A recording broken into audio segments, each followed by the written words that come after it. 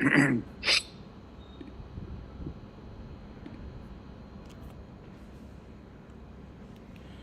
everyone. I welcome you on Sanjay Gupta Tech School. So I have Chaitanya with me, and I hope everybody knows who are joining live. So we have started automation testing bootcamp from today. So we have planned to do one or maybe two sessions every week so that Chaitanya can share his automation testing knowledge with you, right? So first of all, I welcome Chaitanya on the platform. Hi, thank you. Yeah, he came up and like he showed interest to share the knowledge with the community so that people can learn automation testing, and they can plan their future. Either they want to switch from manual QA, or they want to like start as a fresher with automation testing as well as manual QA, right? So if you are like excited enough to understand those sort of stuff, so I just want to hand over this platform to Chaitanya so that he can start with the day one. So he will be sharing what topics he's going to cover in today's session. Okay, Sure. So over to you, Chaitanya. So I think we can start with the session. Sure, sounds good. Thank you, Sanjay. So, hi everyone who is watching the video right now or later. So, I'll just quickly share my screen and let me know if my screen is visible. Yeah, I hope my screen is visible. Yeah, it is XPaths in action. Yes, perfect, cool. So hello all the viewers, and as Sanjay has already told that what is going to be the topics for the day or what is the intent of this series. So I'll just talk a little bit about it briefly. So in the last session, we did talk about test automation in general. That is what test automation is, what is the introduction and all these things. So if you want to refer to the introductions, please refer to that previous video. So in this video, we are going to get more technical. That is, we are going to learn the fundamentals of test automation. And if you ask any test automation expert, they'll tell you that the fundamentals are learning the locators, or preferably the most commonly used locators, that is XPath, right? So of course, we have limited time and we have limited sessions. So I will not be going to go into a lot of detail because of course the technical things are never ending, but I'm going to tell you the basic tools that will be enough for you to call yourself a test automation engineer, right? So that is the intent of this entire series, that we well verse you with the flavor of test automation, give you the basic tools, and from there on you can advance yourself. Cool. So for today, we have three topics to discuss. That is XPath, as you can see on the screen. Number one, XPath. Number two, XPath functions, and number three, access method, right? And at any point of time, if the folks who are watching this video, if you feel that you need a sort of a revision or a repeat on what I said, please feel free to comment. And there is no rush. The point is that you understand the things. Even if you have to take another session, that doesn't matter, right? So cool. Let's start with the first topic, that is XPaths. Now, the folks who are very, very new to this tech stack, that is test automation, you might wonder what is an XPath, right? So before going on to the technical definition, let me help you with the actual meaning of it. So right in front of you, you have a Salesforce dev org. And for folks who do not know what is Salesforce, need not worry. For automation, there is no specific tech stack that, this sort of automation will work on Salesforce, this will work on web full stack development. As far as QA or automation is concerned, it's same on all the platforms. So Salesforce is just an example here, right? Now, let's suppose you're testing and you want to validate that whether view contacts button is visible on the screen or not. It's as simple as that when you're testing it manually, right? Now, using automation, if I ask Selenium to go and navigate to a URL, this one, and I ask the tool again to go and validate whether this button is working or not, click on it and validate whether it's working or not, right? So of course, I need to give it a specific address.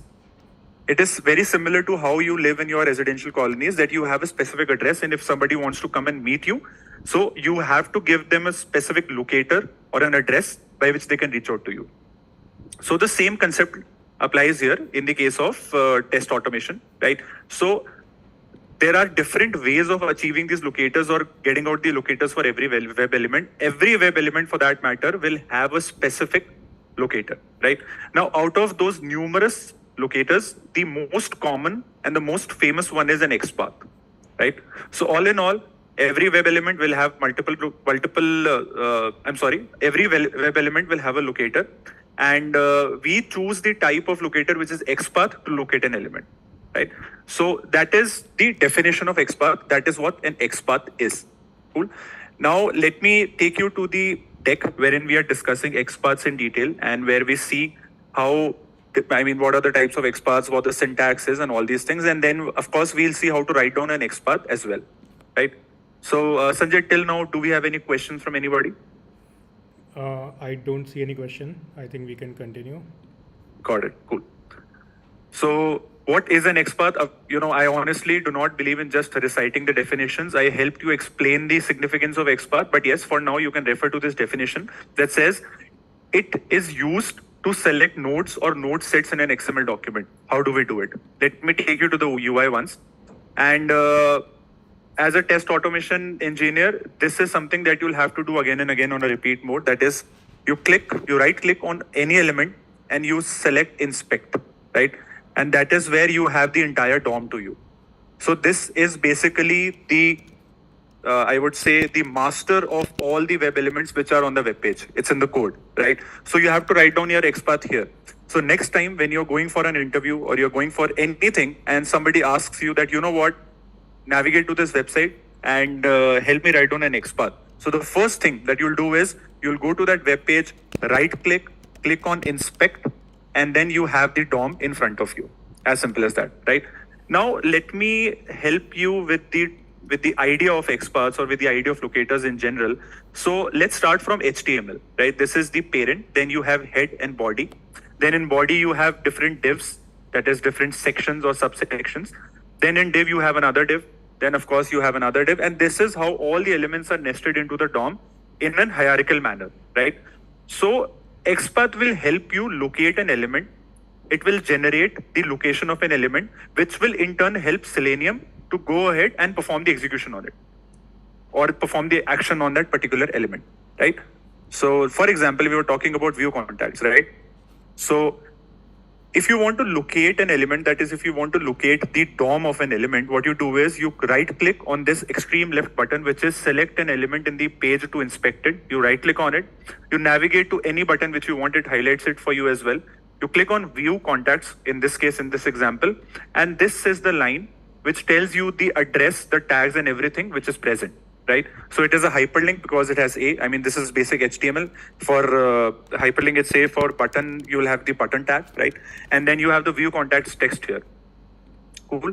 So now when I write down an XPath, that is what will locate that element, right? So let me just write it down for now. Of course, we'll understand, but I want to give you a flavor of what it actually is. Cool.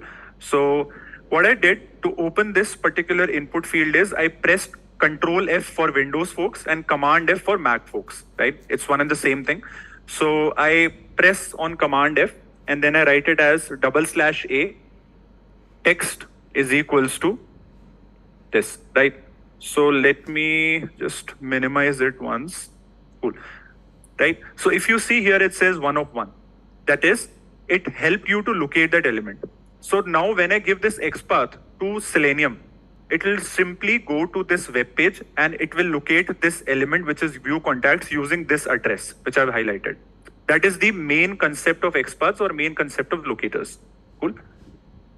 Okay, so this is something we discussed, that is Control/Command+F to type XPath in Chrome. Then why XPath as a locator is preferred? Now you might have this question that when I told you that there are multiple locators which are used to address or find out an element, right? Then why did we use XPath specifically? Because it has a lot of benefits. Number one being it supports bidirectional traversal, right? So bidirectional is, let's suppose you want to navigate from A to the above nodes, that is the parental nodes, or if you want to traverse from parental nodes to child nodes. Both things are available in using XPath, right? Number two, well built-in functions. Now, of course, if you have some exposure to programming, you know that any programming language which makes your life easier is more popular, right? So it has a lot of inbuilt functions that will help you save a lot of time. Then third is platform independence. That is, it is not dependent upon the tech stack that you're using. You can use XPaths on Salesforce. You can use XPath on full stack websites. For that, technology. So these are three major benefits of XPath as a locator. Cool. So I hope that till now you have understood the significance of XPath, how to go and find an XPath, how to open the DOM, all these things.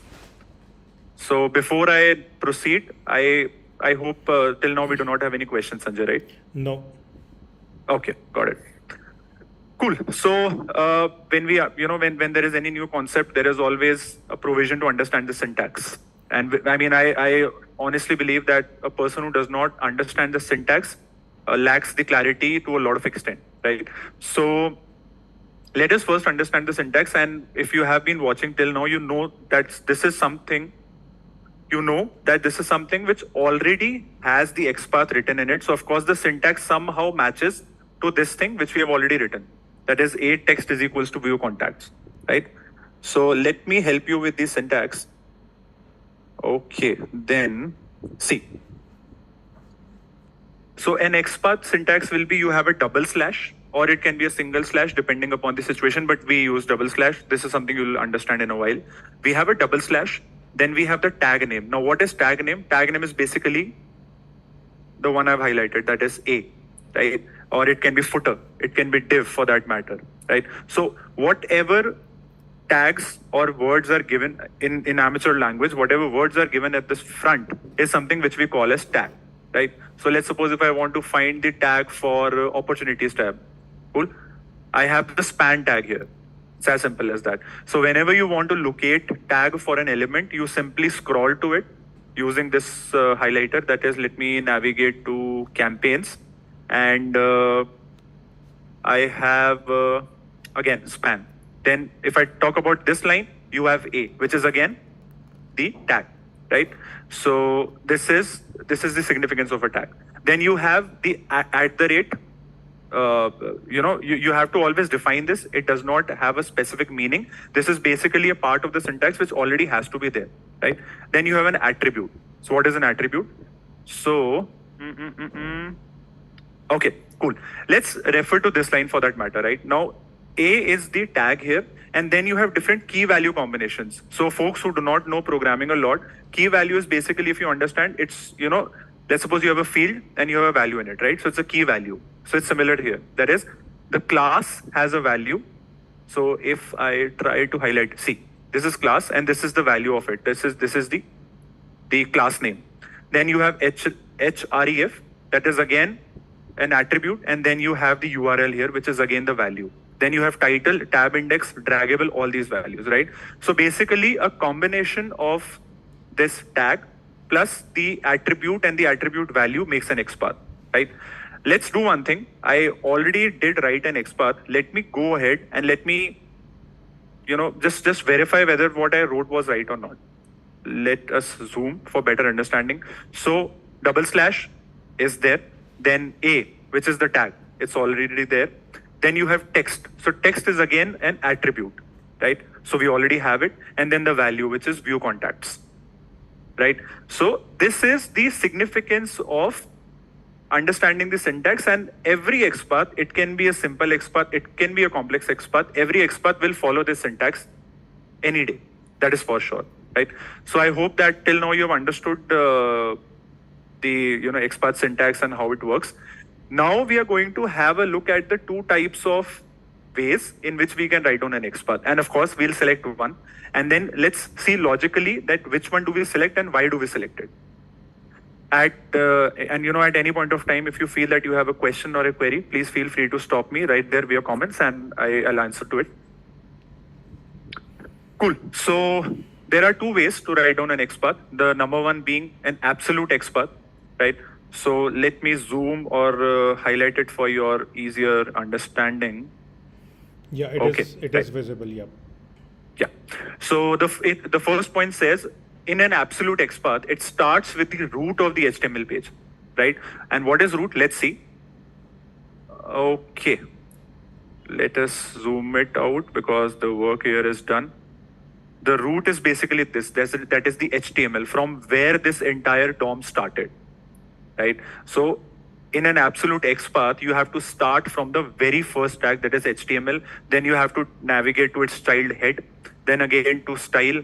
then maybe you can expand it, and then you have other childs in there as well. So for example, head has less. Let's go to body, for example. So body will have div, then you have another div, then you have a header, and numerous childs in it, right? So anytime you want to write down an XPath, you use an absolute XPath, you have to start from the very first.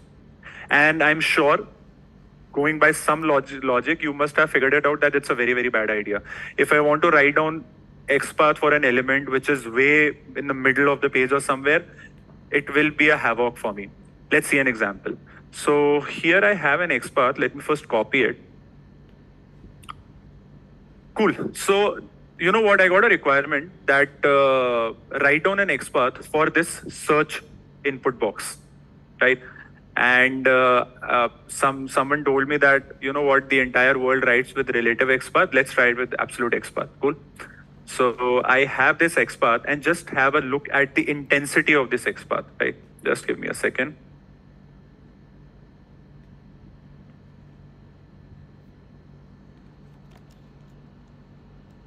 Cool. So for now, let's just understand it. Cool. So then from HTML, you have to go to body, then so and so div, then so and so section, header. So this makes the entire length of the XPath to be very, very long. And that makes it very, very unusable all in all, right? Now let me do one thing. Let me go ahead and delete this entire line. And yeah. See, I deleted that entire 60-70% of the length of the entire XPath, and just with the reference of / button text is equals to search, I was able to find this element. Why was I able to do it? Because we have the concept which is the next in line, that is relative XPath. Right? So in relative XPath, the XPath length will shorten a lot, as you saw right now. And that is why I wanted to show it with an example, because it makes it easier to understand. So let's suppose if you want to write down an XPath or locate any element, you just have to go to its latest or the current node, and from there on you can go and select it. Let's see one more example. So, okay. Let's suppose I want to click on contacts, right? Again, let's refer to the basic syntax of XPath. What was it? It says that you have to work on the tag, that is, in this case, it's span, and then you have to write down the attribute and the attribute value, right? So this, in our case, we have the tag as span. So I'll write / span, square brackets, text. Do not worry about text for now. We'll discuss it in the next deck, that is XPath functions. And then you have, see, it's done. There are two elements identified with this XPath. Of course, we'll have to do something to make it unique, but that is a separate topic for now. But for now, you have to understand that if I use an absolute XPath, the XPath length would have increased by 2 or 3 times. So at the end of the day, our job is to keep things very simple, very easy, and very fast, right? So anytime if anyone asks you that write down an XPath, please do not write down an absolute XPath. The industry standard, the most common way of writing an XPath is using a relative XPath, right? So this is all you needed to know about XPaths in general. This is all you needed to know about absolute and relative. And I'm sure that you know it by now that only and only relative XPaths are to be used, right? So this is a little bit about XPaths in general. And if you want to understand more, maybe you go to a website and you try writing some different XPaths. And of course, if you have any queries or any questions, please ping me on LinkedIn, or you can go to my channel, that is Reach Tech and More. I have very, very detailed videos there wherein we are discussing different examples of XPaths and their functions, right? So Sanjay, do we have any questions for now? No, I think this first topic you covered very well, and like through demonstrations, I think people will be able to understand how actually XPaths works. And I think this is the basic thing. So we are in day 1. You are explaining different pieces, and I think going forward, when you will be connecting all these different pieces, so the people will be knowing like how they will be more useful, right? So those who are watching, like just understand different pieces, And going forward, whenever like you will see how automation testing code will be written so that you can do some testing. So then you will relate how these things can be utilized there. Yep, please continue. Sure.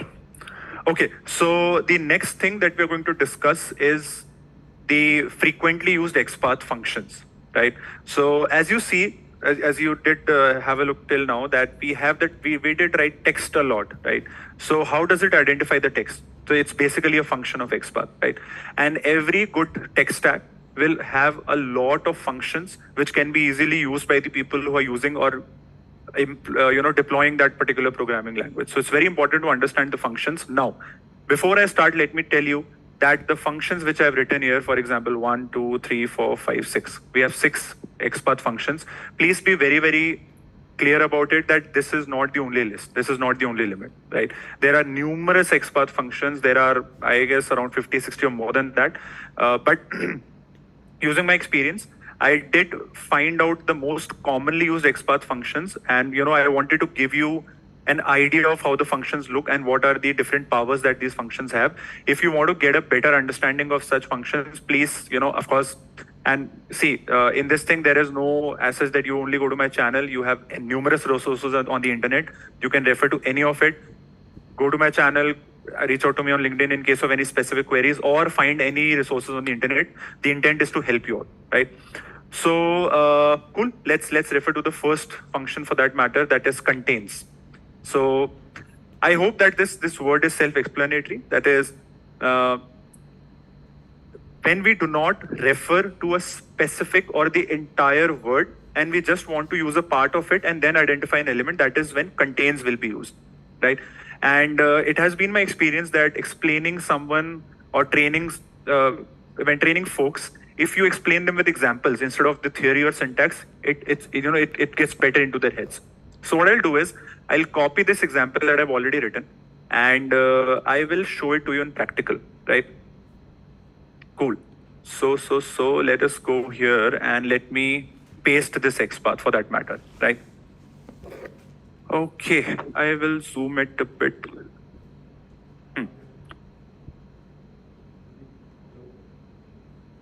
Cool. So if you, I'm not sure if you're able to see it or not, I'll just zoom it. If you see it clearly, you have 1 of 4 results, right? You do not have 1 of 1. So of course, this XPath or this locator is locating 4 elements for us, which is expected, which should happen. Why? Let's see. Now, always when you have this XPath given and when these results are there, you'll always have some element or some line of code highlighted in the DOM. So as in this case, you have this particular line which is in yellow highlighted, right? Now let's think from the XPath perspective.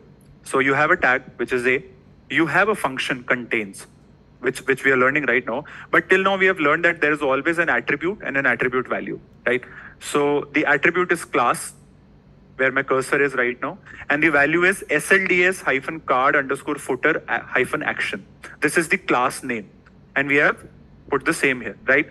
Now what is happening is that we are giving contains. That means that whichever web element has this particular class name, go and fetch the same for me, right? So as it turns out that on this web page, there are 4 elements which have this class name. Let's see the second one.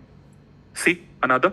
And do you see there is this button being highlighted, right? So all in all, this button has this class name. Now let's see the third one, right? See, again highlighted, view contacts. Then again, view leads, right? So using contains, I told the XPath that, you know what, buddy, go and search such sort of elements for me whose class is this, or rather whose class contains this class name, all in all, right? Now, one might wonder that what is the actual use case for it, right? So let's suppose you were asked to write down a test case which says that go ahead and validate whether the buttons starting with view are present on the page or not, right? And when you search with view or contains, you'll only, you have duplicates. So how do you do it? Because you have view opportunities, view accounts, view contacts, view leads. So view word is common across all the buttons. That is where the contains function comes into the picture. That is the power of contains. So that is the number 1 function for you, right? Cool. Now let's go on to the second one, which is which is and or. And I'm sure if you have done some very, very basic mathematics, you know that and or is very, very important. These are logical operators. So it is the same significance here, right? Again, let me copy this example here and let me paste it. Cool. Okay, so again, the same syntax that we have discussed till now, and I did tell you the XPath can be as complicated as possible, but it will always follow the correct syntax, right? And it is following here. So it has the tag as input, it has the attribute and attribute value as mentioned, right? So first of all, let's have a look at the first attribute, that is placeholder. So let me traverse to placeholder. See, this is the attribute and the value is search. So we have given it here, right? And then I say and. So and means that the two conditions, that is at the rate placeholder is equal to so and the second condition, which is at the rate type is equals to so and so. If these two attribute and attribute values are present, then and only then find out an XPath. And now let's see whether the second condition is true or not, right? So at the rate type is equals to search. See, it's also present. So both these values are being satisfied. That is only when it's working. Now let's do one thing. Let me go ahead and let me, by mistake, let me change this to SEARCHH. See, it stopped finding the element. The element is not locating it anymore, right? But if I replace and by or, see, it finds now. Even though the search word is incorrect, the spelling is incorrect, but it finds because it is satisfying any one of the conditions, right? So the next time, if you have a scenario or a test case wherein you want to, you're not sure about both the values, so you use or. And if you want to make sure that, you know what, if these two values or if these two combinations are present, then only the XPath should be located, then you use and. So this is the second function, which is and/or. Okay, then we have the third one, using text. I'll not spend a lot of time on this because we already did. That is, we already have used text function till now. But for the time being, let me go and copy this just for an example. Okay. Oh, this looks... Let's, just change the text here. Maybe something changed on the web page. Oh, okay, got it. We have it here, right? So again, referring to the line of code wherein this element is present. So you have the div tag, we have included it in the XPath. Then you have the text function, and then you have the word or the line that you want to search for, right? So it's here. Looks like you're free and clear the rest of the day. So I tell the XPath that, you know what, go to the web page and find me an element which has the text as this one, which is highlighted, right? And it is giving me 1 of 1 result. That is the exact result. And you can see on the screen as well, it's highlighting on the web page in blue and orange, right? So that is the feature of the text function. Cool. Now let's go on to the next one. Okay. So the next one is writing XPath using starts with. So as the name suggests, let's suppose you only have, let's suppose there's a scenario and you only know the first couple of words and you want to identify the element using that, right? So it's not that, I don't know the entire line, I only know the first 2 words of that sentence. So is there a way to write down an XPath and identify that element? There is, right? So you use starts with. So let me again copy and let me paste the example here. See, what this XPath is doing, it is saying that, you know what, go ahead and search for all those elements which has the view word in front of them. That starts with view, right? So let's see for some, view calendar, then you have view all, then you have another view all, right? So in situations wherein you know the starting words of a text or a class, or for that matter, any attribute, you use the starts with function, right? Okay, and now let's jump on to indexing. That is the last function for this particular presentation. So indexing is basically when you use the numbers, that is 1, 2, 3, 4, 5, 6, and that is how you locate an element, right? A very good use case is, let me copy this, and I'll click on the app launcher. This is for folks who do not know Salesforce, just a button which opens up another pop-up, right? Let me just close this for a while.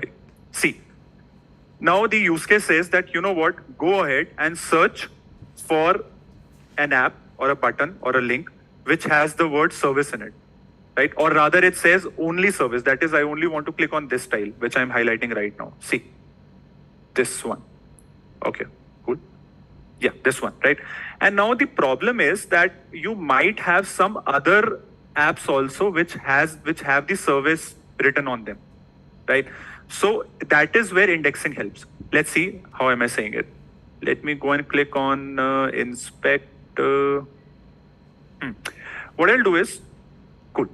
So do you see there is one tile which is service and there is another tile which is service console, right? And the test case says that, you know what, go ahead and only click on this tile which only reads service. So what I'll do is, I will go ahead and I'll write down an XPath for it. Let me remove indexing for now.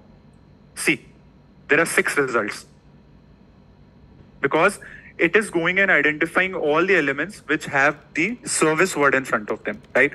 But now, as per my observation, I realized that the first result, that is 1 of 6, gives me the service tile which I want to go for. That is the only element that only contains the word service, right? So what do? I simply go ahead, put circular brackets around this XPath, the open one and the close one, and I simply open and close with a square bracket and I give the index.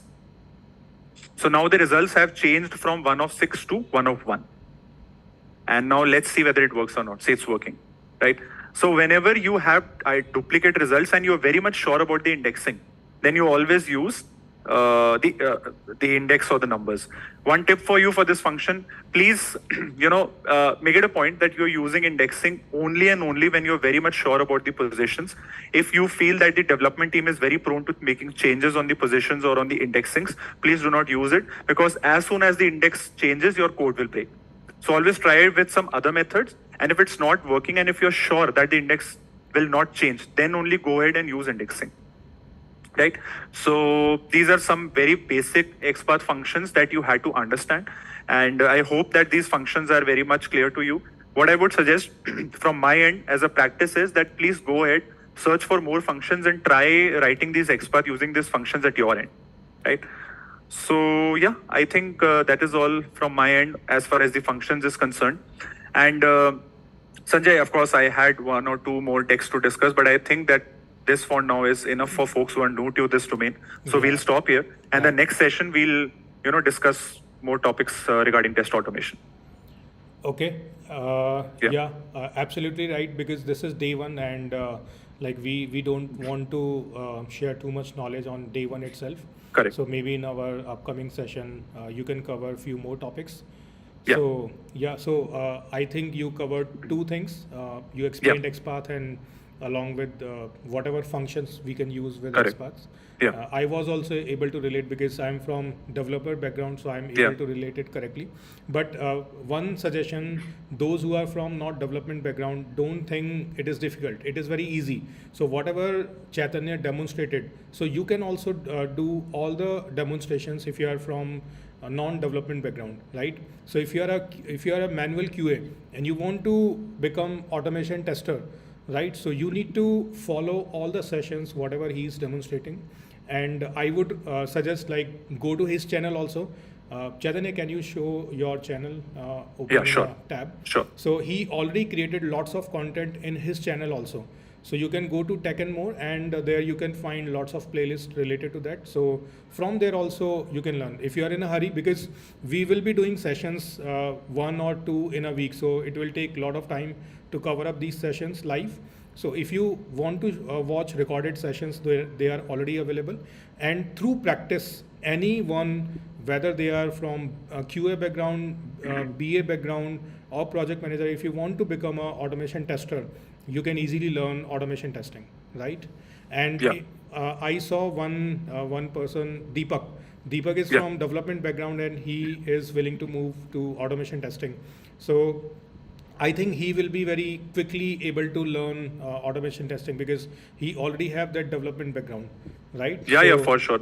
And I can confidently say that test automation is closest to development. So Deepak, you can easily go ahead and grasp it quickly. And Sanjay, as you said, that it's not that difficult to learn test automation. Just adding to it, so a lot of folks, and I would say around 90% of the people who come into automation come from a manual background, right?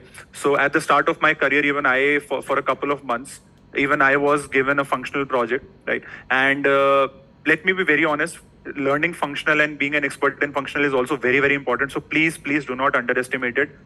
Automation is basically an add-on to it. So 2 points to discuss here, which very quickly. Number one, automation is not difficult. Anyone can automate because the functions that you have seen till now, or the more things that I'm going to tell you in the upcoming videos, you'll yourself realize that it's not a rocket science. You need not, code like crazy or anything. You just need to understand the basic libraries, the basic functions, and you need not even remember it.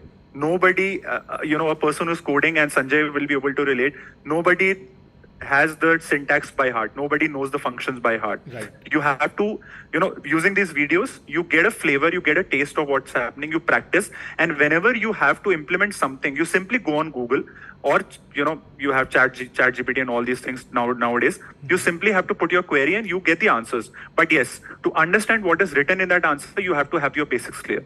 So anybody can automate. Trust me, a lot of folks have, and it's not difficult. It's not crazy programming. It's just knowing the basic functions and the basic methods. Number one. Number two, even if you find it a little bit difficult, that you might always have this one thing very clear in your mind. Yes, functional testing is important, but nowadays it's it's a season of full stack QAs, right? So you can be an expert in functional testing, but if you are not well versed with automation, things will be a lot of challenge. I mean, it will be very, very challenging for you. Trust me, right? I have been in this domain for around 7 years now, rather more than 7 years. So I know the nitty-gritties of it. Any organization which is even hiring for functional, they are looking for some automation experience. It's a hybrid sort of a model right now, right? So even if you find it a little difficult, I'm sorry, you do not have an option. It's, you have to add it to your skill set. So it's very important if you want to grow in your career, right? So the point number one and point number two are somehow correlated to each other. Don't worry, it's very easy. And please follow the sessions. You have this channel on your screen. I mean, this channel I started, which is Tech and More. You have these different playlists. Herein, I have a dedicated playlist for Salesforce automation testing, and people who are not from people who are not from Salesforce, I say this again and again. Please don't worry. Automation is not dependent on any platform. Salesforce was just for an example, So learn Salesforce automation testing from this playlist. You have any doubts, any questions, please feel free to comment at any point of time. And I myself assure you that we'll reply within 24 hours for sure, right? Yeah. So just get a hold on the basic methods, basic functions, basic understanding.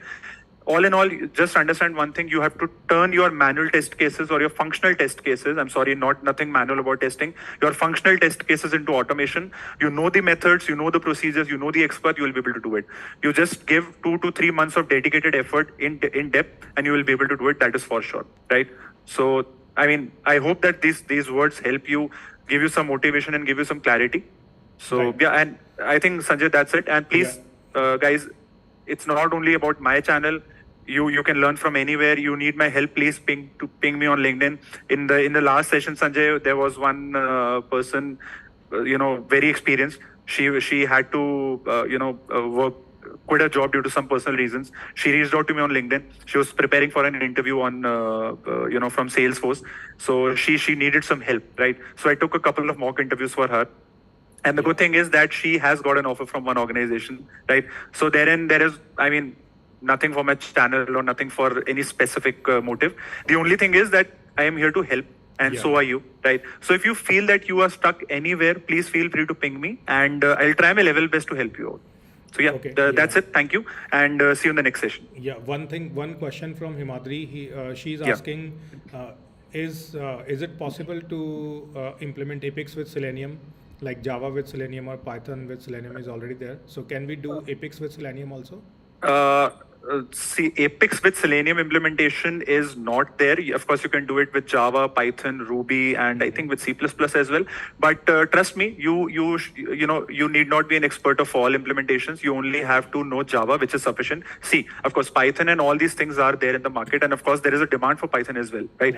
But if you see the job descriptions of any SDET role, it will always say proficient in Selenium WebDriver with any language, Java/Python/Ruby or C++, right? Okay. And most of the frameworks which are being run in the organizations are all based on Java, maximum of them. Of course, there is a migration happening from Java to Python, but of course, see, if you are an expert in Java, you will be able to pick Python quite easily because if you're an expert in one language, you will be able to pick up the other one. Exactly. And if you want to do an integration with Salesforce Developer Console, that is possible with Selenium WebDriver. Okay, so next question is from Sundar. He's asking, I'm into test automation. He's already in test automation. And he wanted to know about Copado, Povar, Tosca. So. Oh, yeah. Yeah, sure. So I am assuming that if you are into test automation and you're asking about these tools, you are already in Selenium. You are a proficient in Selenium WebDriver. So Tosca and Prover, these are all codeless, or as I say, less code test automation tools. It's not that you need not code anything. So you can learn it, but there is a challenge. So with Prover, you do not have a free access for learning or for trial purposes. You have to have a license, and trust me, those licenses are quite expensive.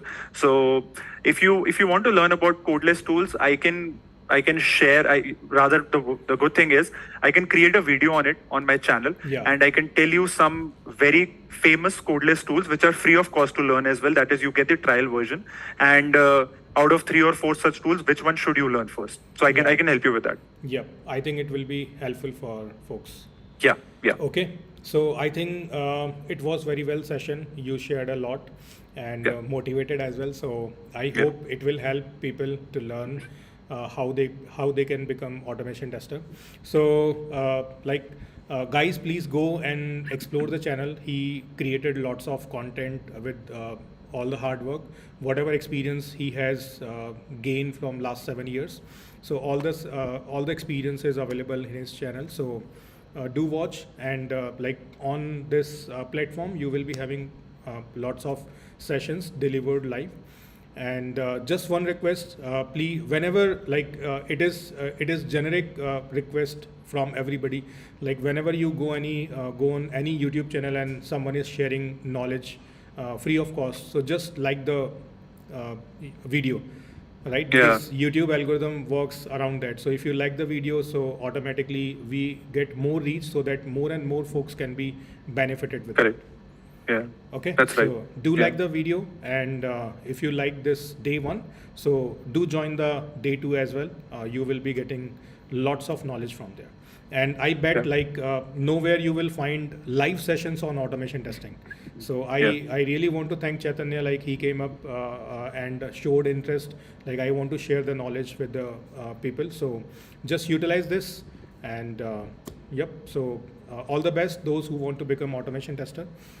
Okay, so thank you, Chaitanya, for sharing the knowledge. Thank you. And, thank you, Sanjay. Thank you so much. Yeah, next week we'll be having one more session. So based on the viewers' demand, if they need more sessions, so we can increase the frequency going forward. Yeah, for sure. Anytime. Okay. Okay. Thank you, viewers, those who joined live and those who are watching the recording. Thanks to you as well. Thank you. Bye, everyone. See you in the next session. Thank you all.